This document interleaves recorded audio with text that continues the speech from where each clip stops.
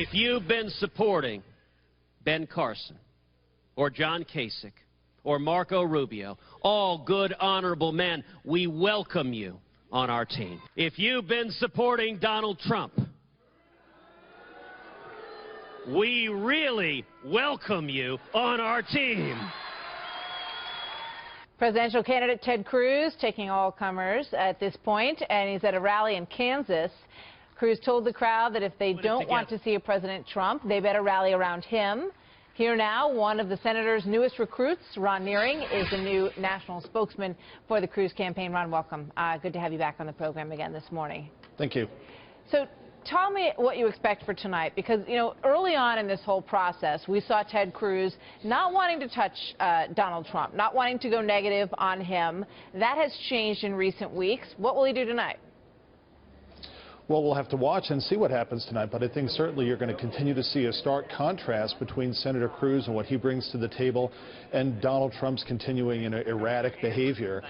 You know, we've seen that every time that Ted Cruz comes closer and closer to Donald Trump, he becomes more and more erratic. Donald Trump does, and that further demonstrates that he's not prepared for this. He's also not prepared for this campaign, as evidenced by the fact that he won't release his tax returns. He won't authorize the New York Times to release the secret tape that they have of his, quote, real views on the issue of illegal immigration. Yeah, we've heard about so I that. expect that some of those issues will come out tonight. But, you know, last time around there was a picture, and of course all the candidates, when they walk out on stage, they shake hands.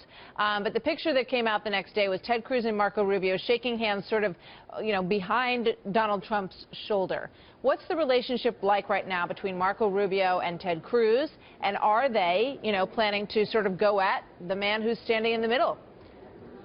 Look, Marco Rubio is a competitor, and Donald Trump is a competitor. Look, we're running for president of the United States. We're running full bore, straight ahead. We have a campaign team on the ground in the state of Florida, where Marco Rubio is in big trouble in his own state, down by 16 to 20 points. So we're running straight for the presidency. But clearly, Donald Trump is the front runner, at least in terms of delegate counts. We're the campaign, however, with momentum coming out of Super Tuesday. We're very, very happy with the results there. Not too many delegates separate where Donald Trump is and where we are, and so we're looking to advance that further in the states that are going to vote this week and coming next week. What do you think about the fact that Mitt Romney is going to come out at 11 o'clock and go after Donald Trump? Good idea or not? Well, I think that Mitt Romney has a certain place in our party. He was the Republican nominee for president in the last cycle. He's obviously an accomplished individual, and he has some strong views on this issue of Donald Trump, as many Americans do. And so I look forward to seeing what he's going to have to say today. All right. So you think it's helpful? Well, I think it's a necessary step in this process, because the nomination for president is not only about delivering the delegates to produce a nominee, but it's also a vetting process. This is the process our candidates go through to make sure that everything about them is known, so that we're in the best possible position to go on to the general election against Hillary Clinton or Bernie Sanders or whoever they nominate. All right, Ron, let me ask you about the path forward, because after Super Tuesday, which a lot of people, believed was going to be Ted Cruz's strongest night, he did well, could have done better in some states that he had felt, were going to be in his corner perhaps.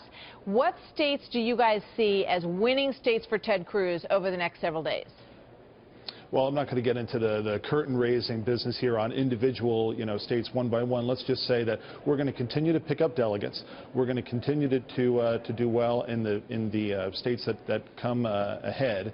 But in terms of which will be a win or loss, right now this is about getting the delegates necessary in order to secure the Republican nomination. And in that regard, we did very well coming out. Not a big number of delegates different in terms of what was gained on Super Tuesday between Donald Trump and Ted Cruz. So I'm satisfied the direction that we're moving in, and particularly to see more information come out about Donald Trump in the days ahead. All right, so states that you feel good about, because that's something that Ted Cruz has been able to voice before. Perhaps he spent a lot of time in Kansas, Louisiana. Are those states where you expect that he will need to perform well to keep going? well, we're going to continue to pick up delegates. And in terms of, there's a lot of the dialogue that you see taking place right now from the campaigns is spin. And I think one of the other campaigns in particular, the candidate whose name rhymes with Marco Rubio, have been doing a great deal of that, trying to manipulate the expectations in order to try to create the false sense of momentum, which they don't have. So we're going to do well. We're going to continue to pick up delegates. And then, of course, the biggest chunk of delegates coming up is going to be on March 15th. Yeah, it sure will. All right, Ron Nearing, thank you very much.